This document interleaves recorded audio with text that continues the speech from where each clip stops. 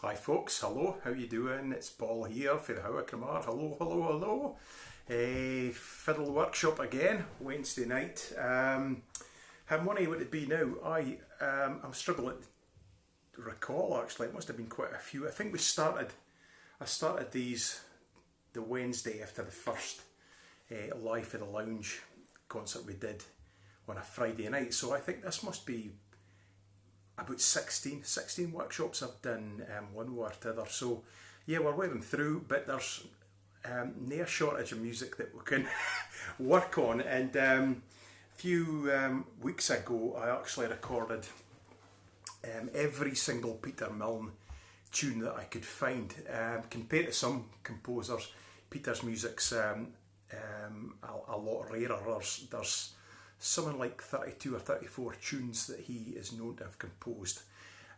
So that didn't take so long, but I decided at the beginning of last week I was going to start recording the compositions of Niel Gow. And Niel Gow, if you care much about Scottish fiddle, you would know he's regarded as the father of Scottish fiddle music. So I was sitting thinking I would do that, mainly because I've got this instrument here in the house just now.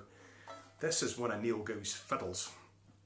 This is actually the fiddle that's in the care of the Gaelic Society of Perth. It's got a silver plaque on the back, which I'm going to read out to you in its entirety, and it says, "One of Niel Gow's violins, presented to Duncan McKerracher, Dunkeld, by James Finlater, in 1851.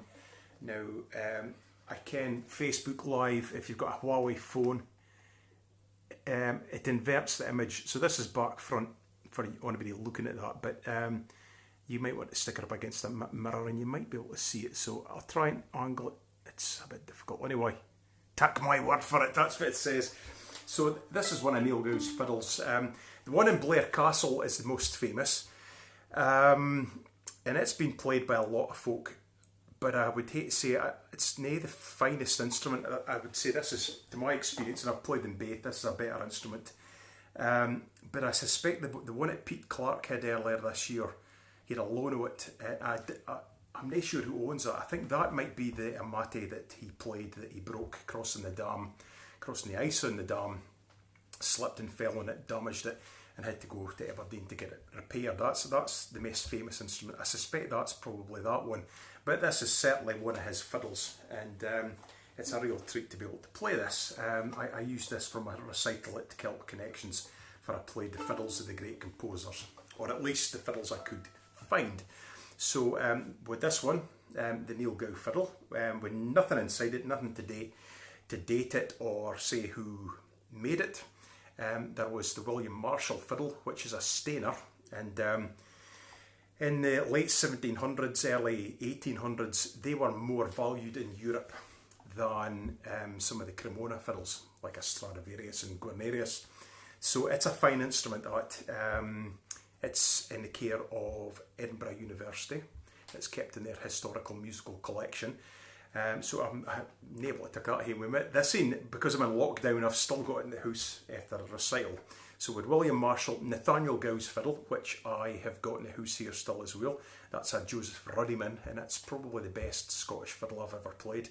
And then we had Peter Milne's fiddle and two James Scott Skinner fiddles, including the Stroh violin that he recorded on. So that's the reason I've got this fiddle in the house. I didn't own it, but for a wee while, the minute I've got it, due to coronavirus, I'm looking after it. So yeah, it's a treat to be able to play it whenever I want. So there you go. It's not every day you see something like that. So I reckon by the mid next week I'll be through all of Niel's tunes. So I've picked a few. Shona noted that I didn't miss Stuart of Grant Tully, a 4. Doesn't matter really, we can go through it again. We'll maybe do a wee bit of something else, but I'm going to go through 4 of Niel's tunes. First one, very well known, it's called Farewell to Whiskey, and that is inspired by real events in Scotland in 1799. There was widespread crop failure in Scotland due to an exceptionally wet summer and harvesting period, or hairst, we would call it up here. And grain was so scarce that there was a ban on the use of grain to produce whiskey. So Niel wrote this as a, how do you put it, as a quote for Whiskey Galore. He wrote it for a departed spirit. So like everybody else, he would have had to just behave himself and do without. The following year, he actually wrote a tune called Welcome Whiskey Back Again, or Whiskey Welcome Back Again. It's one of the two, celebrating the lifting of the embargo on whiskey production. So there you go. So we're going to play Farewell to Whiskey. It's known as a dance tune as well as an air. I prefer it as an air, although it was one of the tunes that Robbie Shepherd used on one of his programmes for BBC Radio Scotland. So it would have been played more like this.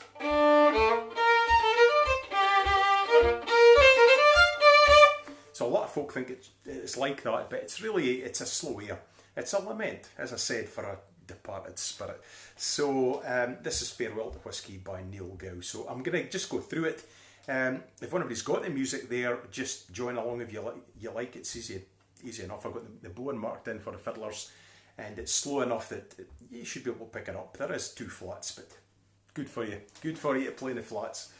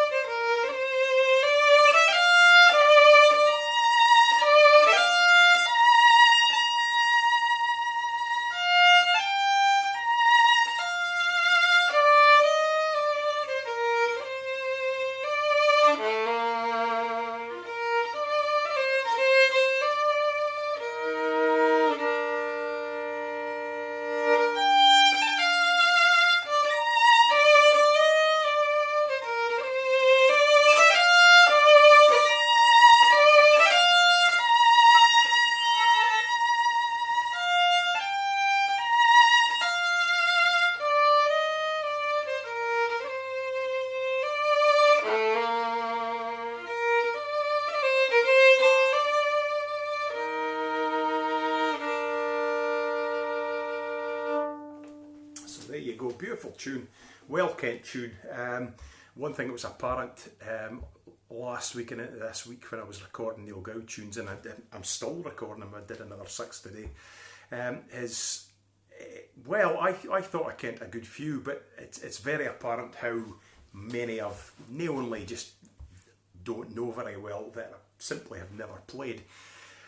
Some of them are better than others, just like any composer, they're nae to the legendary status, but a lot of good tunes I've never played, so it's definitely been a worthwhile process going through these, and I think I'm going to probably go and do the same with Niel Gow's tunes after this. He's written considerably more than his father, but well, I'm stuck at home anyway, and I have got Nathaniel's fiddle, so it'd be a nice wee project to go through that while I've got them here. So anyway, I'm just going to go back. This setting is for the Fiddle Music of Scotland, which is the book that James Hunter put together, and they vary from setting to setting, and to be honest, this setting's as good as any, although I didn't quite play it as is written in this, so follow that if you like. I won't stray too much, but I may vary it a little bit, but I'm going to play it again. Like on a slow air, try to get some light and shade into it if you can. ebb and flow, push the tempo a little bit at times, push the volume, pull it back. That sense of contrast gives you colour in your music, and that's just this basic musicality, making the story sing out, and it makes it much more interesting for the listener. And there's absolutely nothing wrong with playing the tune bang on correct all the way through at a tempo which you could set to a metronome. You can do that, but it just, I find it loses that, it fails to grab me, and I think that's a general thing you'll find folk drifting off, especially if you're playing as a soloist. You need to do more than just play the tune through, you need to tell a story. So yeah, do that if you can, but this sort of thing, there's no hard fast rules. It's very much down to the personal interpretation of the player. So how I just played that, I could play it totally different and it would be just as correct, and it could be, you could have 40 different players play it and it would be absolutely correct, but you could play it another way, be totally wrong, because it just doesn't really suit the mood. For instance, a tune like Fyvie Castle by James Scott Skinner, to go like this.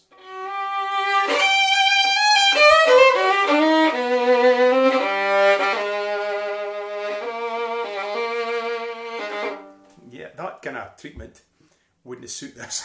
So just get a feel for the tune, really. Some tunes wouldn't suit that much of drama. Something like Fyvie Castle absolutely needs it, but this tune isn't quite like that. So let's just play it again. It's a lovely tune. Listen for the louds and soften the push and pull as much as you can, and just to give you, spark up a few ideas. So here we go. Farewell to Whiskey.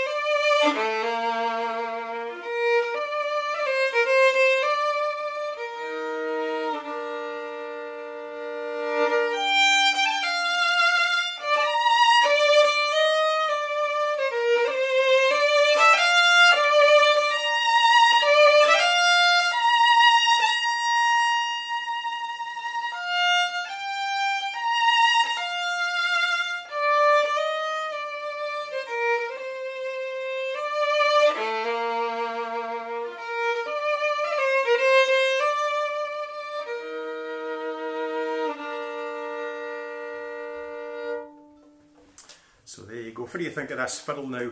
It's a sweet sounding instrument, I have to say. Quite different from my own fiddle to play. I find that after a wee while I start getting aches and pains up the heel of my thumb there, and it's just the positioning slightly different. You find that a lot with fiddles. If you're near a player and you're listening, every fiddle you pick up is going to be subtly different. A lot in the placement can be the same, but that is near the case. This, it feels instantly different in my hand. It's got a nice slender neck, quite like my own, but it feels totally different, and essentially they look exactly the same, but they are quite different to play. Be interested to hear what folk think, but I mean, I think it's a lovely tone for an instrument that was made in the 1700s, so it's doing not too bad for an old fiddle. So there you go, give it to say. There's money a good tune playing an old fiddle. So there you go, farewell to Whiskey. just a wee bit about the interpretation of music. I've probably repeated this another time, but it's a bit like reciting poetry when you're playing a slow air. I sometimes demonstrate this to my pupils. I've heard Tam O'Shanter thousands of times. I honestly would hate to say thousands of times. Some years, roughly if I'm doing a lot, 7 or 8 burn suppers, proper sit-down burn suppers, every January into February. And so since the age of about 12, I've probably been at quite a lot. I mean, I can remember my headmaster was an enthusiast, Bill Harvey at Tarlin Primary School, and we did burns at school. And Tam O'Shanter was something I was well aware of before I even went to academy. And I've heard it done thousands of times, as I've said. And it's always impressive to hear something of that length.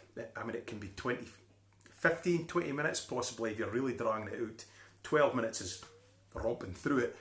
But it can take a long time if somebody has no expression and no sense of phrasing and reads it like a monologue. And I've heard that quite a lot. And although it is impressive to hear that, I just find my mind begins to wander. So the sort of thing I'm thinking about is things like, as Chapman Billies leave the street and drouthy neighbours meet, as market days are wearing late and folk begin to tack the gate, as we sit boozing at the nappy, getting food and Uncle Happy. You see what I mean? It's just like da ba da ba da ba da ba da ba da. Tam O'Shanter read like that is very dull to listen to. It doesn't matter how good the poem is, if the delivery is like that, it's very monotonous. So it's the contrast if you do Tam O'Shanter like this. As Chapman Billies leave the street and drouthy neighbours meet, when market days are wearing late and folk begin to tack the gate, as we sit boozing at the nappy and getting foo and unca happy. You see the difference? It's much more engaging, and that's the sort of thing, if you're playing a slow air, that sense of phrasing and storytelling is what you should try and think about a bit more if you're wanting to play a slow air well. So anyway, link there, Robert Burns did meet Niel Gow at Niel Gow's cottage, and he did write about him, and he was very complimentary, and yeah, I would have loved to have been a fly in the wall when they were together. They did play together. Burns asked for, there was a few tunes he asked for, and indeed he used Niel Gow melodies. The original for My Love Is Like a Red, Red Rose is Major Graham of Inchbreaky.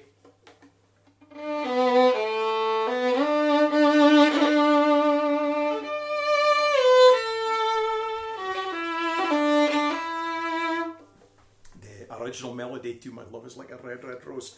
I actually prefer it, but of course the other one is so well established and so well known, it's never going to take precedent over it, and it is a bonny tune actually, to be fair. So I'm going to go back to Miss Stewart of Grantully, Niel Gow tune again, and because I've done it again, I'm just going to rattle through it a few times and then I'll give you a little bit of Miss Drummond of Perth, which is another fine Strathspey. There's lots of tunes I could have picked, Highland Whiskey being one. So let's go over this.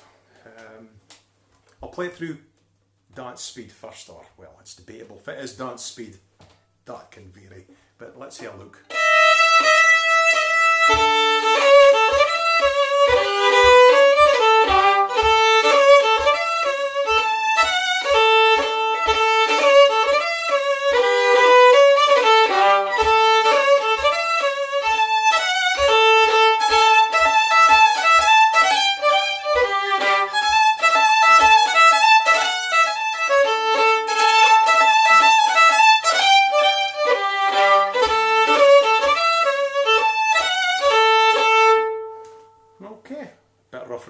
But the tune is basically there. I have a real soft spot for Miss Stewart of Grantully, because that was one of the tunes that I played the year I won Glenfiddich in 1995.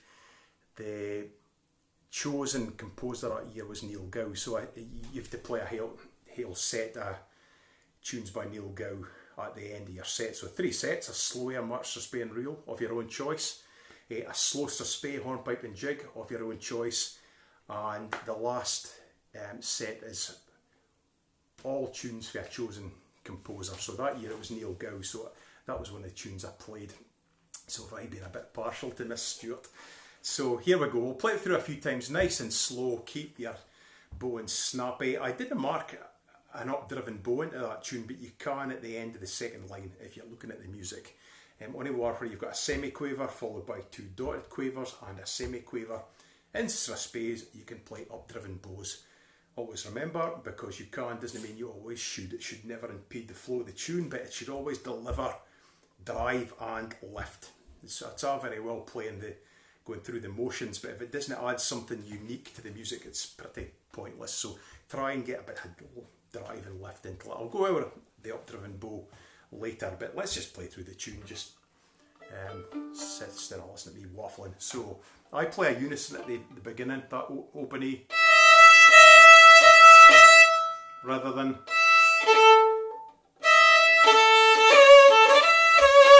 okay, so nice and slow. 2, 3.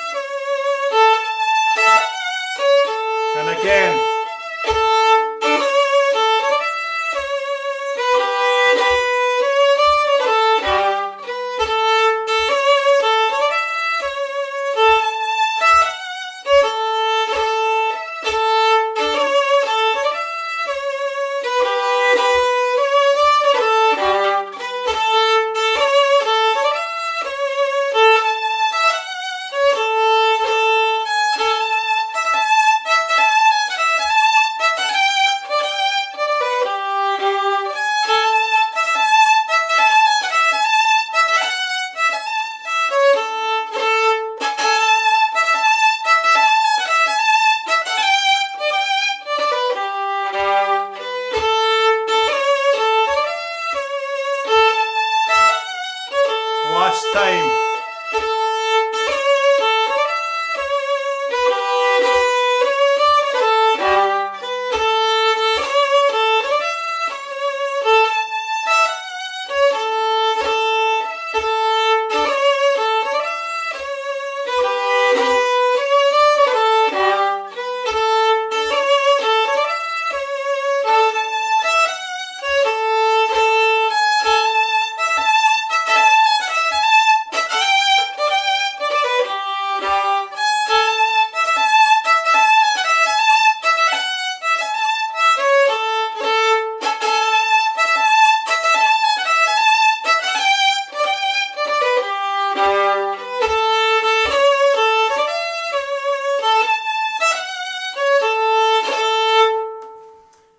There you go. It's a good tune though. I like that tune. Used to play it a lot. I haven't played it really for a while. Although I obviously did it here a few weeks ago. But yeah, it's a good tune. Just keep the snap bow and snappy. If you're a fiddler or you're into Scottish traditional music, you'll ken what I mean by the snaps. Right for the beginning. Unison. Snappy. That triplets. I prefer to play them separate. Rather than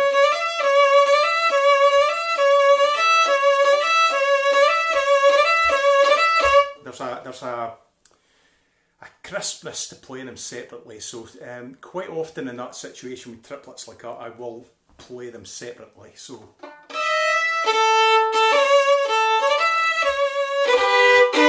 at a double stop, I basically keep the first finger down there. Keep that first. play a unison, not a unison actually, a drone off the G string.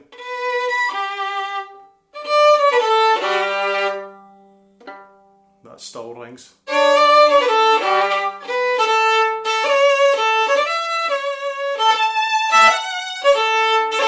Snappy. So the long notes still need to be pulled out though, and so a lot of attack on the down but slow it on the up, so it's, otherwise you get this, and that's okay to go, because I've heard it played like that, but because of the style I'm playing, the long note is always pulled out, and try to maintain that with consistency, regardless how tricky it is to play. So it is genuinely harder to play 3 snaps on the trot than just the one, because of this tendency, because you're quick on the down, the up bow. If you're too far up, you'll end up in the heel very quickly. So the last one, you're kind of playing them all at the heel, and I want them all the same, so slow. So I'm always getting back up to the tip to play my snaps, and also because the snap is coming off my wrist, I want to be in the part of the bow where I get the best use of that. If you play up here, that feel is coming for your shoulder and your elbow rather than for the wrist. You probably kind of see that. If I kind of,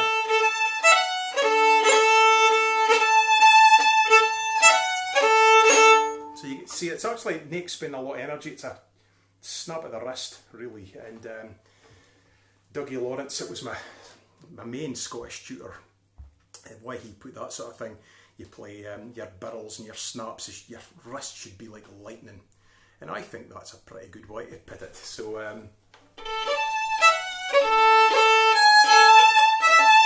so these ones I'll really draw out the bow, staccato though. Oh, someone run with my bow in there.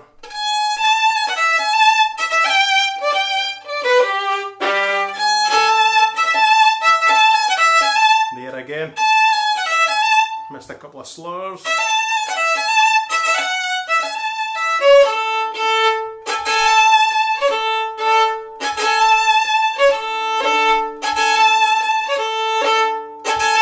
So that's the up-driven bow. You get the idea, rather.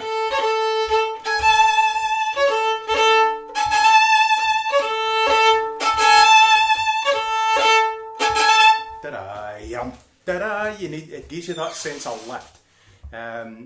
It's the only reason to play an up-driven bow, because you're actually making it harder for yourself to play that thing. There's easier ways to play that combination of notes, but by using an up-driven bow you get something very distinctive, and it's very unique to Scottish fiddle music and Scotland generally. So I think I'm right in saying it's not a bowing technique you find in any other fiddle tradition, or even, I suspect, classical music. Or certainly if it exists, I've never heard of it, so if it does, I apologise, but I think it is uniquely Scottish, and as such it's well worth having a go at.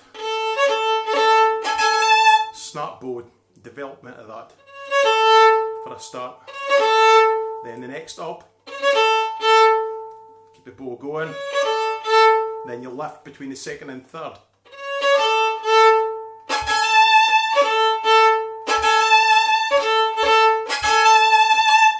Good one for that is Tullach Gorham.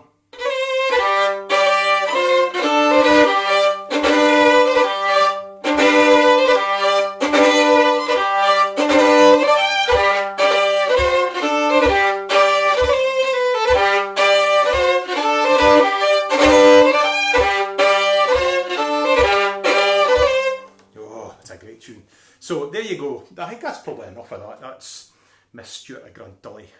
It's a great tune. Another goodie, the Miss Drummond of Perth, actually. I played that at our Live in the Lounge concert. Again, really good for practicing your snap bowing.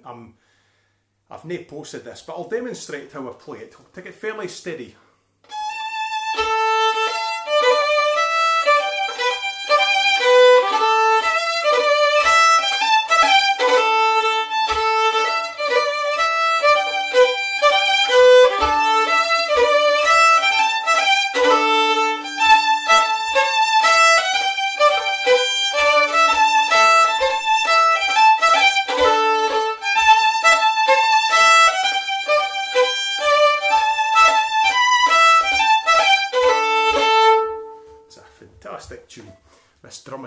So hopefully you can see a wee bit of similarity and continuity of style for how that sort of thing is played. The sort of steadiness, the tempo, the snappiness, the sense of character that it carries with it. So anyway, we will move on, and I'm going to play a reel now. And this is called Dunkeld Bridge. And reputed to be, sorry, I'm tidying up my music. Get a look at the top of my head there. Yeah, Dunkeld Bridge, reputed to be Niel Gow's last tune, actually, the last tune that he composed. Well, who knows, he could have composed it in this or one of the other ones. I think the one at Blair Castle, now, I'd imagine that's probably nae his prize fiddle that he played for Mestway's gigs. I'd imagine that if he was playing at the castle, it was something that meant he didn't have to carry a fiddle all the way to Blair Castle. It is the best known one, but it's certainly, it's nae as good a fiddle as this. I can't speak for the other one because I hadn't seen that, but out of the three acknowledged Gow fiddles, it's probably the poorest, but it's the greatest association because it's under the portrait by Sir Henry Raeburn. And yeah, I absolutely believe it is a fiddle that may well have been his, but I can't believe his best fiddle would have been left at the castle while he was at home, because in the end of his days he wasn't performing and he rarely left home. So that's just my thoughts on that, but certainly it's a fiddle I think he certainly played at the castle. So anyway, Dunkeld Bridge, which is one of these handsome bridges, very distinctive, that you find across Scotland and round the Highlands, and it's not hard to find. Just go into the middle of Dunkeld and there it is, very close to the Tay Bank Hotel, which was for the well, it was Dougie MacLean's hotel for a long time, and they still hear live music there, so it's very easy to find the inspiration for this tune, which I like actually. I like to go and see tunes that places that tunes have been written about. So I'll play it through fairly quick first time, and then we'll take it through steady. Again, in a flat key, so some folk may not care for it quite as much.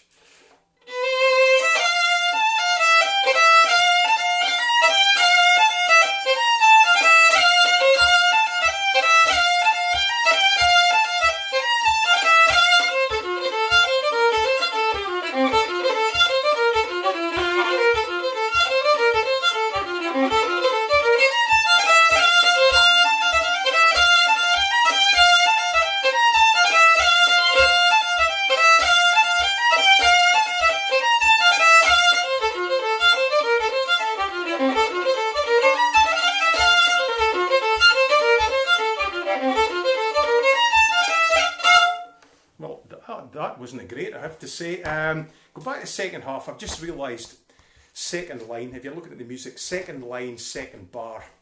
I marked the bowing out earlier and I added in a couple of slurs. I messed up because I tried to change them halfway through and lost my place. Yeah, I would take them out, to be honest, when I'm playing it there just now. I wasn't using my fiddle when I marked the bowing. I apologise for that. They would come out. I think they're not helping the flow of the tune. So that second bit would go.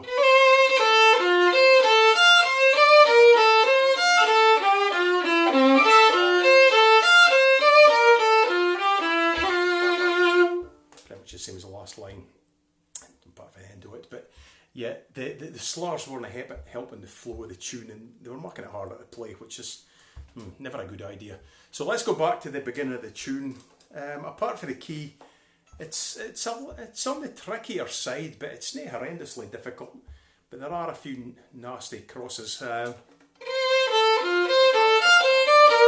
You're covering three strings very quickly there.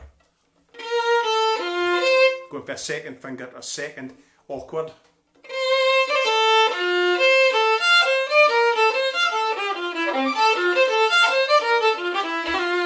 You really want to be able to cover both strings with one finger there to roll across, rather than having to lift. It just slows things down, but it's alright if you've got big firmer fingers like me. If you've got dainty little paws, quite hard to get your hands around that. I find that with pupils, because most of my pupils tend to be kind of school age, and quite often they haven't finished growing and their hands they're on full-size fiddles, but they're not full-size, if you get what I mean. So can start stretching, it can be awkward sometimes. But and with little fingers trying to roll from string to string is definitely more difficult. So let's go back and play it through a few times, nice and steady, nice and slow. 2, 3.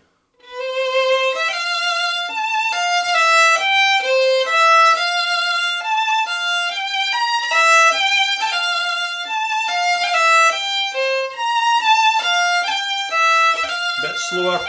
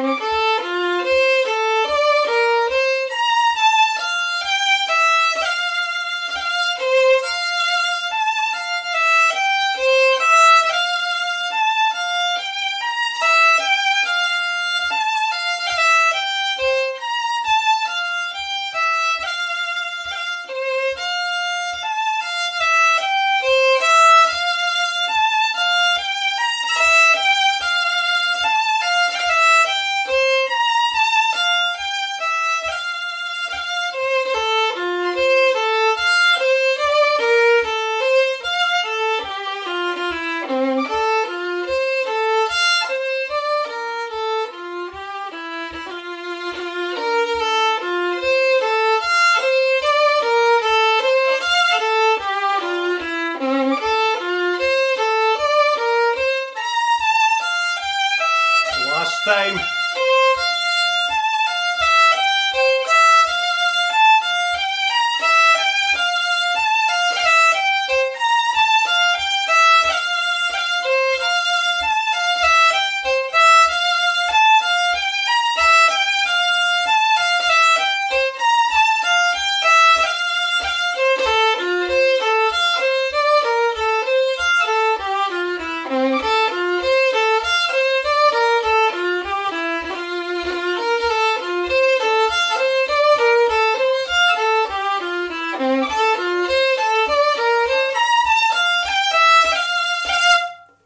Good.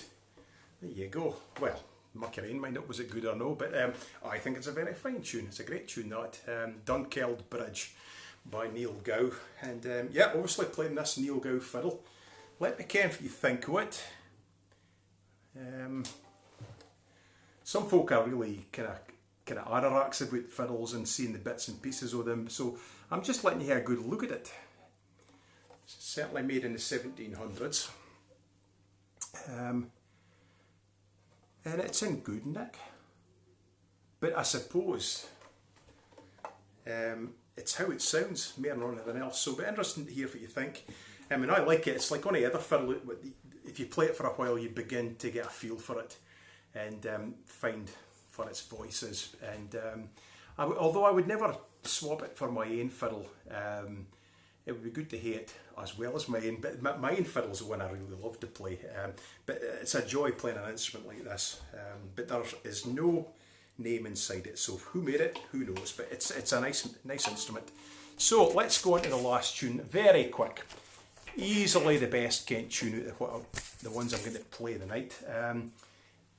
You could very easily argue this is the best example of a Scottish jig. I think if you listen to Scottish jigs and Irish jigs, you can tell the difference fairly quickly, especially if they're played in the traditional style of the nation that they come from. But this is as good a Scottish jig as you could find. And I suppose in a lot of ways some folk can overlook it because everybody kens that tune. But it's just a fantastic tune. The Stool of Repentance by Niel Gow. And yeah, I think over the years probably the one I've played more than any other at concerts out of Scottish jigs, I would hate to say. Although I'm a bit partial to Sally Hunter of Thurston.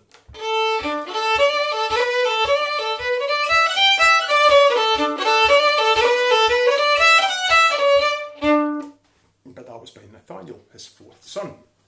So the Stool of Repentance, the Stool of Repentance, if you don't know what it is, it was a feature of the very Calvinistic church in Scotland, certainly through the 1700s into the 1800s. It was also known as the Cutty Stool. And at a time when the Kirk in Scotland had a huge amount of power, this is one of the things that they used to keep folk in line, I suppose. Indeed, members of the Kirk session and the Kirk elders, they'd be listening out for any rumours of sinning.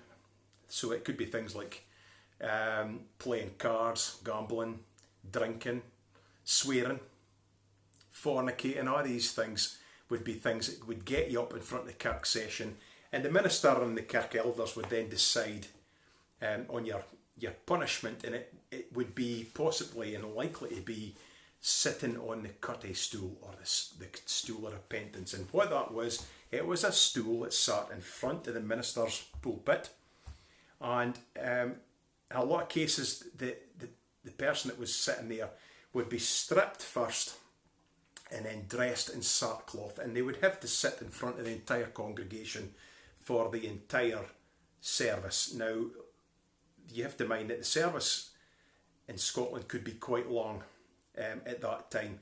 In some kirks it probably is still quite long, but it could easily be an hour and a half. And a large part of that, you'd be harangued for the pulpit for being a godless sinner by the minister. And depending on how serious they thought your transgressions were, you could be there for weeks. Now, Robert Burns, for example, is known to have had to sit on the Stool of Repentance. But it's something that's certainly going out of fashion. That kind of thing's not done nowadays. Although, interestingly, in Tarland, they have still got the Stool of Repentance is still there. But the organist, she sits her music on it. So it sits aside the organ, and she uses it to put her hymns, music on. So Tarland's still got in, but it's been a while since they used it, and I have not had to sit there myself. So anyway, it's a great tune. I'll play it through I'll play it through quickly once with no repeats. Then we'll go right button, play it slowly, and then I'll up the speed a bit, and then I'll probably be us done for today. So the Stool of Repentance.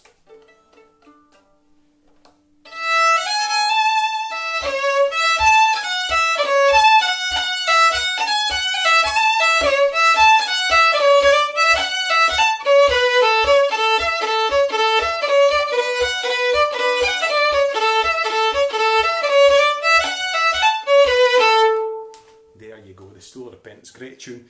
I just noticed in this book there is no first measure and second measure. You can hear it, but actually it's written, there's no end of the measure. Later copies of this is an original first edition of the James Hunter book, The Fiddle Music of Scotland, and it has definitely got an end measure with a repeat halfway through. This scene I've just noticed hasn't got that. So there you go. Right, so I'm going to repeat in this case. So nice and steady. Plenty of lift in the triplets, dot the first note, semi-quaver in the middle. So the triplets, rather than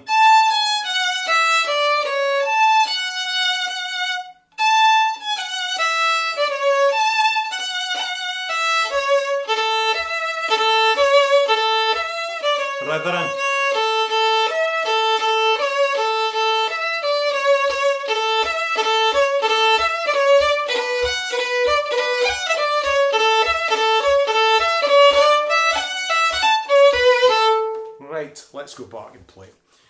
1, 2.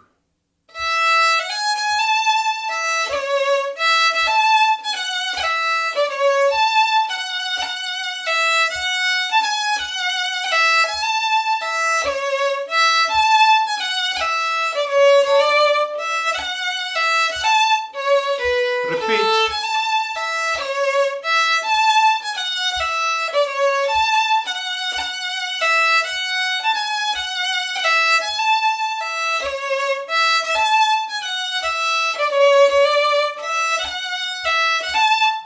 Second half.